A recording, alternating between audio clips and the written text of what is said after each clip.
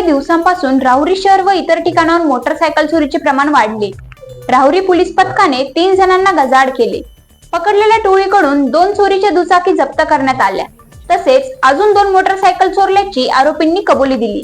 पाहूया याबाबत सविस्तर बातमी। गेल्या काही दिवसापासून राहुरी शहर व इतर ठिकाणांहून मोटरसायकल चोरीचे प्रमाण वाढले होते।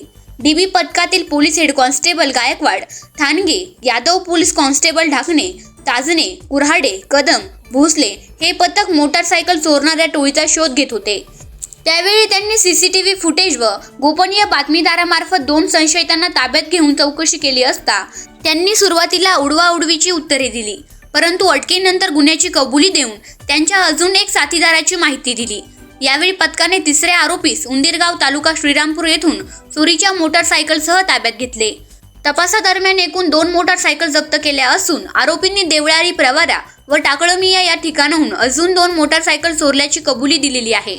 नावेद इम्राहिम शेख वय 23 वर्ष, राहणार जातप, तालुका राहुरी, मंगेश विष्णू ठाकर वय 22 वर्ष, राहणार सोमय्या फार्म, तालुका राहुरी व किशोर अंकुश पवार वय 19 वर्ष, राहणार उंदीरगाव, तालुका श्रीरामपूर या तिन्ही आरोपींना दिनांक 15/7/2024 रोजी अटक करून न्यायालयापुढे हजर केले असता सरकारी वकील श्री गागरे साहेब यांनी सरकारतर्फे बाजू मांडून 3 दिवस पोलीस कोठडी मिळवली होती। सदर कारवाई माननीय राकेश ओला साहेब, पोलीस अधीक्षक अहमदनगर, माननीय वैभव कलुबर्म, अपर पोलीस अधीक्षक अहमदनगर, माननीय बसवराव शिवपुजे, उपविभागीय पोलीस अधिकारी श्रीरामपूर विभाग, जिल्हा अहमदनगर यांच्या मार्गदर्शनाखाली श्री संजय आर ठेंगे, पोलीस निरीक्षक राहुरी पोलीस स्टेशन, सहाय्यक फौजदार Tulshiram Gite, police head constable Sujay Gaikwad, Rahul Yadav, police Naik Pravin Bagul, police constable Pramod Thakne, Nadeem Shaikh, Sachin Tajne, police constable Govardhan Kadam, Jaydeep Bade, Ajinath Pakhare, mobile cell श्रीरामपूरचे पोलीस नाईक सचिन धनाड,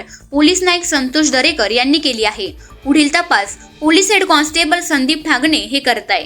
आवाज जनतेचा या न्यूज चॅनलसाठी प्रतिनिधी यसीन सय्यद। करायचा आहे लाईव्ह कार्यक्रम किंवा आहे कसले आंदोलन, जनसामान्यपर्यंत पोहोचेल आपला हक्काचा आवाज, आवाज जनतेचा। बातमी व जाहिरातीसाठी संपर्क करा स्क्रीनवर दिलेल्या नंबरवर।